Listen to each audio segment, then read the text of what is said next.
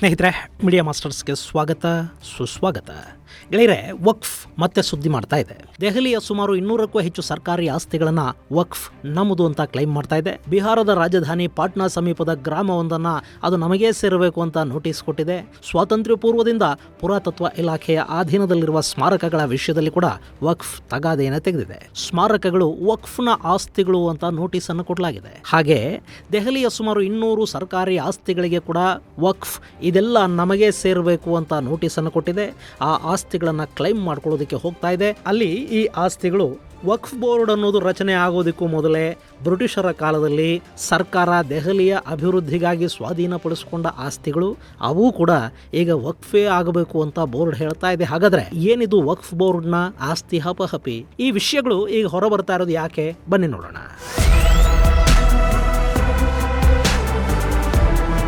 ಗೆಳೆಯರೆ, ವಕ್ಫ್ ಬೋರ್ಡ್ ಕಾಯ್ದೆಗೆ ತಿದ್ದುಪಡಿಯನ್ನು ತರೋ ನಿಟ್ಟಲ್ಲಿ ಆಗಸ್ಟ್ 8ನೇ ತಾರೀಕು ಕೇಂದ್ರ ಸರ್ಕಾರ ಲೋಕಸಭೆಯಲ್ಲಿ ಮಸೂದೆಯೊಂದನ್ನು ಮಂಡನೆ ಮಾಡಿತು. ಅದರಲ್ಲಿ ವಕ್ಫ್ಗೆ ಕೊಡಲಾದ ಒಂದಷ್ಟು ವಿಶೇಷ ಅಧಿಕಾರಗಳನ್ನು ರದ್ದು ಮಾಡಿ ವಕ್ಫ್ ಆಸ್ತಿಗಳನ್ನು ಮುಸ್ಲಿಂ ಸಮುದಾಯದ ಬಡವರ ಅಭಿವೃದ್ಧಿಗಾಗಿ ಬಳಕೆಯಾಗುವ ಹಾಗೆ ನೋಡಿಕೊಳ್ಳೋ ಪ್ರಸ್ತಾಪ ಇತ್ತು. ಇವತ್ತು ಯಾವುದೇ ಆಸ್ತಿಯನ್ನು ಯಾವುದೇ ಸಾಕ್ಷಿ ಆಧಾರಗಳಿಲ್ಲದೆ ವಕ್ಫ್ ಈ ಆಸ್ತಿ ನಮ್ಮದೇ ಅಂತ ಕ್ಲೈಮ್ ಮಾಡಿಕೊಳ್ಳೋದು, ಹಾಗೆ ವಕ್ಫ್ ಆಸ್ತಿಗಳು ಪ್ರಭಾವಿ ಮುಸ್ಲಿಂ ಮುಖಂಡರಿಂದ ಕಬಳಿಕೆ ಆಗೋದು, ಇದೆಲ್ಲವನ್ನು ತಪ್ಪಿಸೋ ಉದ್ದೇಶದ ಜೊತೆಗೆ ವಕ್ಫ್ ಆಸ್ತಿಗಳಿಂದ ಬರೋ ಕೋಟ್ಯಂತರ ರೂಪಾಯಿ ಆದಾಯ ಅದೇ ಸಮುದಾಯದ ಬಡವರ ಅಭಿವೃದ್ಧಿಗೆ ಬಳಕೆ ಆಗೋ ಥರ ನೋಡ್ಕೋಬೇಕು ಅನ್ನೋದು ಈ ಮಸೂದೆಯ ಉದ್ದೇಶ. ಇವತ್ತು ಭಾರತದಲ್ಲಿ ವಕ್ಫ್ ಅನ್ನೋದು 3ನೇ ಅತಿ ದೊಡ್ಡ ಶ್ರೀಮಂತ ಸಂಸ್ಥೆ. ಭಾರತೀಯ ರೈಲ್ವೆ, ಭಾರತೀಯ ಸೇನೆಯನ್ನು ಹೊರತುಪಡಿಸಿದರೆ ಅತಿ ಹೆಚ್ಚು ಆಸ್ತಿಯನ್ನು ಹೊಂದಿರೋದು ವಕ್ಫ್. ಇನ್ನು ವಕ್ಫ್ ಅಂದರೆ ದಾನ ಕೊಡಲಾದ ಆಸ್ತಿ. ದಾನ ಯಾಕೆ ಕೊಡ್ತಾರೆ? ಸಮುದಾಯದ ಅಭಿವೃದ್ಧಿಗೆ, ಬಡವರಿಗಾಗಿ ಬಳಕೆ ಆಗಲಿ ಅಂತ ಕೊಡ್ತಾರೆ. ಆದರೆ ಆ ಸಮುದಾಯದ ಬಡವರ ಕಲ್ಯಾಣಕ್ಕೆ ಆ ಆಸ್ತಿ ಆಗಲಿ, ಅದರಿಂದ ಬರ್ತಾ ಇರೋ ಆದಾಯ ಆಗಲಿ ಎಲ್ಲಿ ಬಳಕೆ ಆಗ್ತಾ ಇದೆ? ಅದು ಸದ್ವಿನಿಯೋಗ ಆಗಿದ್ದಿದ್ರೆ ಮುಸ್ಲಿಂ ಸಮಾಜದಲ್ಲಿ ಬಡವರೇ ಇರ್ತಾ ಇರಲಿಲ್ಲ. ಹೀಗಾಗಿ ವಕ್ಫ್ ಕಾನೂನುಗಳಿಗೆ ತಿದ್ದುಪಡಿ ತಂದು ಆ ಸಂಪತ್ತನ್ನು ಬಡವರವರೆಗೆ ತಗೊಂಡು ಹೋಗೋ ಹಾಗೆ ಮಾಡಬೇಕು ಅಂತ ಸರ್ಕಾರ ಹೊರಟಿದೆ. ಜೊತೆಗೆ ಈಗ ಸದ್ಯಕ್ಕೆ ಸುನ್ನಿ ಹಾಗೂ ಶಿಯಾ ವಕ್ಫ್ಗಳು ಮಾತ್ರ ಇವೆ. ಇದರ ಜೊತೆಗೆ ಬೋಹ್ರಾಗಳು, ಆಗಾ ಖಾನಿಗಳು ಸೇರಿದ ಹಾಗೆ ಮುಸ್ಲಿಮರಲ್ಲಿ ಅತಿ ಹಿಂದುಳಿದ ವರ್ಗಗಳೇನಿವೆ, ಸುನ್ನಿ ಮುಸ್ಲಿಮರಿಂದ ದೂರ ಇಡಲ್ಪಟ್ಟ ವರ್ಗಗಳೇನಿವೆ, ಅವರಿಗೆ ಪ್ರತ್ಯೇಕ ವಕ್ಫ್ ರಚನೆಗೆ ಅವಕಾಶವನ್ನು ಕೂಡ ಈ ಮಸೂದೆ ಕೊಡುತ್ತೆ.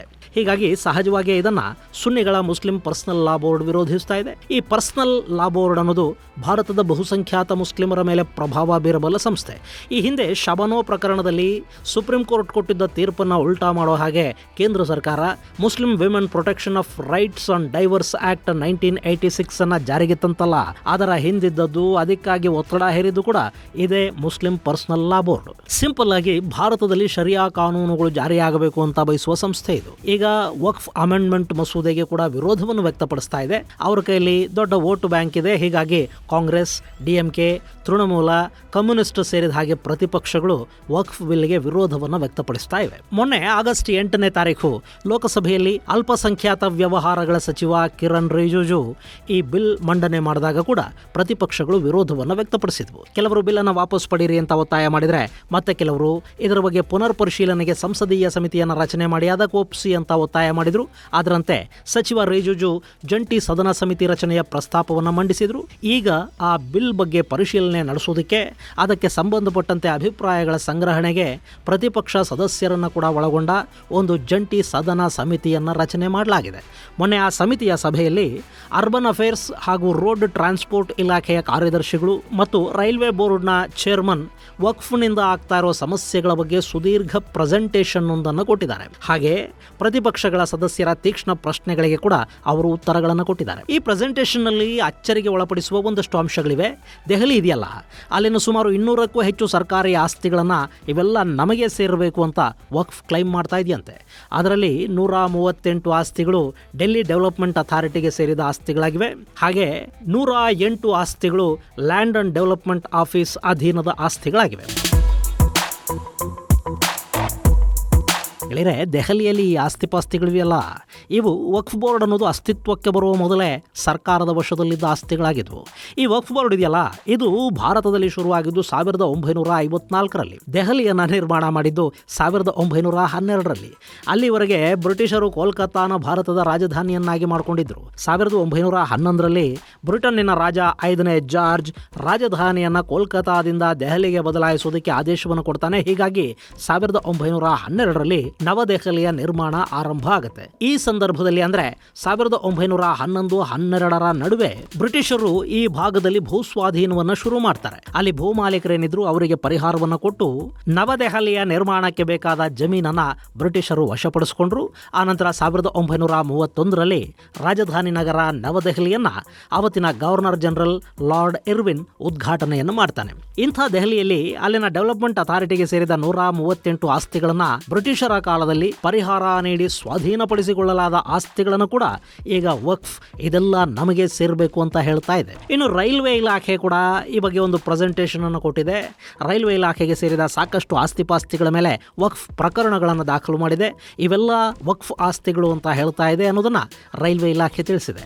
ಇಲ್ಲಿ ಸೂಕ್ತ ದಾಖಲೆಗಳಿದ್ದು ಯಾವುದೇ ಆಸ್ತಿಯನ್ನು ಯಾರಾದರೂ ಕ್ಲೈಮ್ ಮಾಡಿಕೊಂಡ್ರೆ ಅದು ಕಾನೂನುಬದ್ಧ ಅನ್ನಿಸ್ಕೊಳ್ಳುತ್ತೆ. ಆದರೆ ವಕ್ಫ್ ಆಕ್ಟ್ 1995 ಪ್ರಕಾರ ಯಾವುದೇ ಆಸ್ತಿಯನ್ನ ವಕ್ಫ್ ಇದು ನಮ್ಮದು ಅಂತ ಹೇಳಿದರೂ ಕೂಡ ಅದು ವಕ್ಫ್ ಆಸ್ತಿ ಆಗಿಬಿಡುತ್ತೆ ಅನ್ನೋ ಥರ ವಿವರಿಸಲಾಗಿದೆ. ಹೀಗಾಗಿ ದಾಖಲೆಗಳೇ ಇಲ್ಲದೆ ವಕ್ಫ್ ಆಸ್ತಿಗಳನ್ನು ಕ್ಲೈಮ್ ಮಾಡ್ಕೊಳ್ತಾ ಹೋಗ್ತಾ ಇದೆ ಅನ್ನೋದು ಇಲ್ಲಿನ ಆರೋಪ. ಇನ್ನು ASI ಅಂದ್ರೆ ಆರ್ಕಿಯಾಲಜಿಕಲ್ ಸರ್ವೆ ಆಫ್ ಇಂಡಿಯಾ ಕೂಡ ಇದರಿಂದ ಹೊರತಾಗಿಲ್ಲ. ಪುರಾತತ್ವ ಇಲಾಖೆ ಬಗ್ಗೆ ನಿಮಗೆ ಗೊತ್ತಿದೆ ಅಲ್ವಾ? ಭಾರತದಲ್ಲಿನ ಐತಿಹಾಸಿಕ ಸ್ಮಾರಕಗಳನ್ನು ಕಾಪಾಡಿಕೊಳ್ಳೋದಕ್ಕೆ ರಚನೆಯಾದ ಇಲಾಖೆ ಅದು. 1861ರಲ್ಲಿ ಅಂದ್ರೆ ಇವತ್ತಿಗೆ ಸುಮಾರು 163 ವರ್ಷಗಳ ಹಿಂದೆ ಅಲೆಕ್ಸಾಂಡರ್ ಕನಿಂಗ್ಹ್ಯಾಮ್ ಸ್ಥಾಪನೆ ಮಾಡಿದ್ದು ಈ ಆರ್ಕಿಯಾಲಜಿಕಲ್ ಸರ್ವೆ ಆಫ್ ಇಂಡಿಯಾ. ಈ ಸಂಸ್ಥೆ ಸಾಕಷ್ಟು ಸ್ಮಾರಕಗಳನ್ನು ಅವತ್ತಿನಿಂದಲೂ ಕೂಡ ಸಂರಕ್ಷಿಸುವ ಕೆಲಸವನ್ನು ಮಾಡ್ತಾ ಇದೆ. ಭಾರತಕ್ಕೆ ಸ್ವಾತಂತ್ರ್ಯ ಬಂದ ನಂತರ ಈ ASI ಅನ್ನೋದು ಸ್ವತಂತ್ರ ಭಾರತದ ಇಲಾಖೆ ಆಯಿತು. ಈಗ ಈ ASI ಅಧೀನದಲ್ಲಿನ ಸಾಕಷ್ಟು ಸ್ಮಾರಕಗಳ ವಿಷಯದಲ್ಲಿ ಕೂಡ ವಕ್ಫ್ ಹಸ್ತಕ್ಷೇಪವನ್ನ ಮಾಡ್ತಾ ಇದೆ.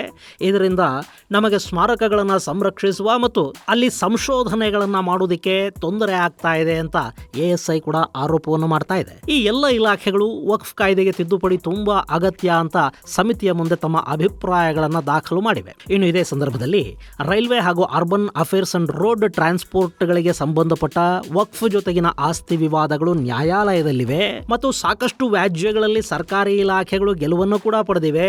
ಹೀಗಿರುವಾಗ ವಕ್ಫ್ ತಿದ್ದುಪಡಿಯ ಅಗತ್ಯ ಏನಿದೆ ಅನ್ನೋ ಪ್ರಶ್ನೆ ಸಮಿತಿಯಲ್ಲಿನ ಪ್ರತಿಪಕ್ಷ ಸದಸ್ಯರ ಕಡೆಯಿಂದ ಬಂದಿದೆ. ಗೆಳೆಯರೆ, ದಾಖಲೆ ಪತ್ರಗಳಿಲ್ಲದೆ ಯಾರು ಯಾವುದೇ ಆಸ್ತಿಯನ್ನು ಕ್ಲೈಮ್ ಮಾಡಿದರೂ ಕೂಡ ಅದು ಅವರಿಗೆ ದಕ್ಕೋದಿಲ್ಲ. ಅಂಥ ಪ್ರಕರಣಗಳಲ್ಲಿ ಸರ್ಕಾರಿ ಇಲಾಖೆಗಳು ಗೆಲುವನ್ನು ಸಾಧಿಸಿವೆ, ಆಸ್ತಿಯನ್ನು ಮರುವಶ ಪಡ್ಕೊಂಡಿವೆ ಅನ್ನೋದು ನಿಜ. ಆದರೆ ಹೀಗೆ ಕಾನೂನು ಸಮರ ನಡೀತಾ ಹೋದಷ್ಟು ದಿನ ಅಭಿವೃದ್ಧಿ ಅನ್ನೋದು ಮರೀಚಿಕೆ ಆಗುತ್ತೆ. ಯಾವುದೋ ಒಂದು ಪ್ರದೇಶದಲ್ಲಿ ನಗರಾಭಿವೃದ್ಧಿ, ರಸ್ತೆ, ಫ್ಲೈಓವರ್ ನಿರ್ಮಾಣ, ರೈಲ್ವೆ ಸ್ಟೇಷನ್ನು, ರೈಲ್ವೆ ಹಳಿಗಳನ್ನು ಹಾಕಬೇಕು, ಹೀಗೆ ಏನೋ ಒಂದು ಆಗಬೇಕು ಅಂತ ಇಟ್ಕೊಳ್ಳಿ. ಆ ಜಾಗ ನಮಗೆ ಸೇರಿದ್ದು, ನೀವಲ್ಲಿ ಏನು ಮಾಡಬಾರದು ಅಂತ ಯಾರಾದರೂ ನ್ಯಾಯಾಲಯದ ಮೆಟ್ಟಿಲೇರಿದ್ರೆ ನ್ಯಾಯಾಲಯದಲ್ಲಿ ಆ ಪ್ರಕರಣದ ವಿಚಾರಣೆ ಮುಗಿದು ತೀರ್ಪು ಬರುವವರೆಗೆ ಅಲ್ಲಿ ಕಾಮಗಾರಿ ನಿಂತು ಹೋಗುತ್ತೆ. ನಮ್ಮ ನ್ಯಾಯಾಲಯಗಳಲ್ಲಿ ಸಿವಿಲ್ ಕೇಸುಗಳು ಹೇಗೆಲ್ಲ ನಡೀತಾ ಹೋಗುತ್ತವೆ ಅನ್ನೋದು ನಮಗೂ ಗೊತ್ತಿದೆ. ಅಷ್ಟು ವರ್ಷ ಒಂದು ಕಾಮಗಾರಿ ನಿಂತು ಹೋದ್ರೆ ಅಭಿವೃದ್ಧಿ ಅನ್ನೋದೇ ನಿಂತಾಗಲ್ವಾ?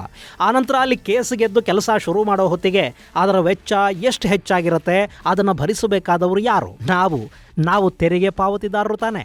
ಇನ್ನು ಸರ್ಕಾರಿ ಆಸ್ತಿಗಳಾದರೆ ಸರ್ಕಾರಗಳು ನಮ್ಮ ತೆರಿಗೆ ಹಣದಲ್ಲಿ ವಕೀಲರ ವೆಚ್ಚ ಭರಿಸಿ ಎಷ್ಟು ಬೇಕಾದರೂ ಫೈಟನ್ನು ಮಾಡುತ್ತವೆ. ಆದರೆ ಜನಸಾಮಾನ್ಯರ ಆಸ್ತಿಗಳಿಗೆ ವಕ್ಫ್ ಕೈ ಇಟ್ಟುಬಿಡ್ತು ಅಂತ ಇಟ್ಕೊಳ್ಳಿ, ಆ ಶ್ರೀಮಂತ ಸಂಸ್ಥೆಯ ಜೊತೆ ಹೋರಾಡೋ ಶಕ್ತಿ ನಮ್ಮಂಥ ಬಡವರಿಗಿರುತ್ತಾ? ನ್ಯಾಯಾಲಯಗಳ ವೆಚ್ಚಗಳನ್ನು ಭರಿಸೋದಿಕ್ಕಾದರೂ ನಮಗೆ ಸಾಧ್ಯ ಆಗತ್ತಾ? ನಿಮಗೆ ನೆನಪಿರಬೇಕು, ಕಳೆದ ವರ್ಷ ತಮಿಳುನಾಡಿನ ತಿರುಚೆಂದೂರೈ ಅನ್ನೋ ಗ್ರಾಮದಲ್ಲಿ ರೈತನೊಬ್ಬ ತನ್ನ ಜಮೀನು ಮಾರಾಟ ಮಾಡೋದಕ್ಕೆ ಹೋದಾಗ ಅಲ್ಲಿ ಈ ಆಸ್ತಿ ನಮ್ಮದು ಅಂತ ವಕ್ಫ್ ತಕರಾರನ್ನು ತೆಗಿತು. ಇಡೀ ಊರು ಆ ಗ್ರಾಮದಲ್ಲಿನ 1,500 ವರ್ಷಗಳಷ್ಟು ಹಿಂದಿನ, ಅಂದ್ರೆ ಈ ದೇಶಕ್ಕೆ ಇಸ್ಲಾಂ ಬರೋದಕ್ಕೂ ಮತ್ತು ಅದು ಅರಬ್ ದೇಶದಲ್ಲಿ ಹುಟ್ಟೋದಕ್ಕೂ ಮೊದಲು ತಿರುಚೆಂದೂರೈಯಲ್ಲಿ ನಿರ್ಮಾಣ ಮಾಡಲಾಗಿದ್ದ ಶಿವ ದೇವಾಲಯವೂ ಸೇರಿದಂತೆ ಎಲ್ಲವೂ ಕೂಡ ವಕ್ಫ್ಗೆ ಸೇರಿದ್ದು ಅಂತ ವಕ್ಫ್ ಬೋರ್ಡ್ ಹೇಳ್ಕೊಳ್ತು. ಅಲ್ಲಿನ ಜನ ಏನು ಮಾಡಬೇಕು? ಹಾಗೆ ಮೊನ್ನೆ ಬಿಹಾರದ ರಾಜಧಾನಿ ಪಾಟ್ನಾದಿಂದ 30 ಕಿಲೋಮೀಟರ್ ದೂರದಲ್ಲಿನ ಗೋವಿಂದಪುರ ಅನ್ನೋ ಗ್ರಾಮ ನಮಗೆ ಸೇರಿದ್ದು ಅಂತ ಅಲ್ಲಿನ ವಕ್ಫ್ ಬೋರ್ಡ್ ನೋಟಿಸನ್ನು ಜಾರಿ ಮಾಡಿದೆ. ಅಲ್ಲಿನ ಜನಕ್ಕೆ ಇನ್ನು 30 ದಿನದಲ್ಲಿ ಜಾಗ ಖಾಲಿ ಮಾಡಿ ಅಂತ ಹೇಳಿದೆ. ಮಜಾ ಅಂದರೆ ಈ ಗೋವಿಂದಪುರದಲ್ಲಿ 95% ಹಿಂದೂಗಳೇ ಇದ್ದಾರೆ. ಹೋಗಲಿ, ಈ ಆಸ್ತಿ ವಕ್ಫ್ಗೆ ಸೇರಿದ್ದು ಅಂತ ಹೇಳೋದಕ್ಕೆ ಯಾವುದಾದ್ರೂ ರೆವಿನ್ಯೂ ದಾಖಲೆ, ವಕ್ಫ್ ನಾಮ ಈ ಥರದ್ದೇನಾದರೂ ಇದೆಯಾ? ಅಂಥದ್ದೇನೂ ಇಲ್ಲ.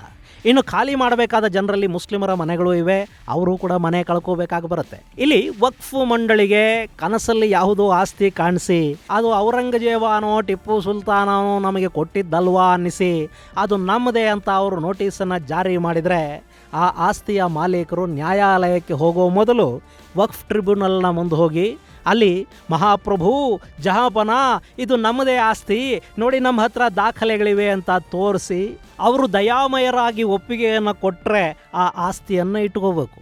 ಅವರಾದರೂ ಯಾಕೆ ಒಪ್ತಾರೆ? ಒಪ್ಪೋದಿಲ್ಲ. ಅಲ್ಲಿಗೆ ಅದು ಹೈಕೋರ್ಟಿಗೆ ಬರಬೇಕು. ನಿಮಗೆ ವಕ್ಫ್ ವಿರುದ್ಧ ಸಿವಿಲ್ ಕೋರ್ಟ್ ಮುಂದೆ ಹೋಗೋ ಅವಕಾಶ ಕೂಡ ಇಲ್ಲ ಅಂತ ಈಗಿರುವ ವಕ್ಫ್ ಆ್ಯಕ್ಟ್ 1995ನ ಆರ್ಟಿಕಲ್ 85 ಹೇಳುತ್ತೆ. ಹಾಗಾದರೆ ಸಾಮಾನ್ಯರ ಆಸ್ತಿಗೆ ವಕ್ಫ್ ಅನ್ನೋದು ಕೈ ಹಾಕಿಬಿಟ್ರೆ ಅವರು ಕಾನೂನು ಹೋರಾಟ ಮಾಡೋ ಶಕ್ತಿಯನ್ನು ಹೊಂದಿರ್ತಾರ. ಹೀಗಾಗಿನೇ ವಕ್ಫ್ ಆ್ಯಕ್ಟ್ಗೆ ತಿದ್ದುಪಡಿಯ ಅಗತ್ಯ ಇದೆ ಅನ್ನೋ ಕೂಗು ಕೇಳಿ ಬರ್ತಾ ಇರೋದು. ಅಟ್ಲೀಸ್ಟ್ ದಾಖಲೆಗಳಿಲ್ಲದೆ ಆಸ್ತಿಗಳನ್ನು ಕ್ಲೈಮ್ ಮಾಡ್ಕೊಳ್ಳೋ ಹಾಗಿಲ್ಲ ಅನ್ನೋದನ್ನಾದರೂ ಅವರಿಗೆ ಹೇಳೋ ಕೆಲಸ ಆಗಬೇಕಲ್ವಾ? ಇಲ್ಲದೇ ಇದ್ದರೆ ಇದು ಹೀಗೆ ಮುಂದುವರಿತಾ ಹೋಗುತ್ತೆ. ನಾಳೆ ವಿಧಾನಸೌಧ, ಪಾರ್ಲಿಮೆಂಟು ಎಲ್ಲವನ್ನು ವಕ್ಫ್ ಇದು ನಮ್ಮದೇ, ನೀವು ಯಾರೂ ಅಲ್ಲಿಗೆ ಹೋಗೋ ಹಾಗೇ ಇಲ್ಲ ಅಂತ ಹೇಳೋ ಕಾಲ ಬಂದರೂ ಕೂಡ ಅಚ್ಚರಿ ಪಡಬೇಕಾಗಿಲ್ಲ. ಗೆಳೆಯರೆ, ವಕ್ಫ್ ಆ್ಯಕ್ಟ್ ಹಾಗೂ ಅದರ ಅಮೆಂಡ್ಮೆಂಟ್ಗೆ ಸಂಬಂಧಪಟ್ಟ ಹಾಗೆ ಈ ಹಿಂದೊಂದಷ್ಟು ವಿಡಿಯೋಗಳನ್ನು ಕೂಡ ಮಾಡಿದ್ದೀವಿ. ಅದರ ಲಿಂಕ್ಗಳನ್ನು ಡಿಸ್ಕ್ರಿಪ್ಷನ್ ಬಾಕ್ಸಲ್ಲಿ ಕೊಡ್ತಾ ಇದ್ದೀನಿ, ನೀವು ಅವುಗಳನ್ನು ಕೂಡ ನೋಡಬಹುದು. ಇದು ಗೆಳೆಯರೆ ವಿಷಯ.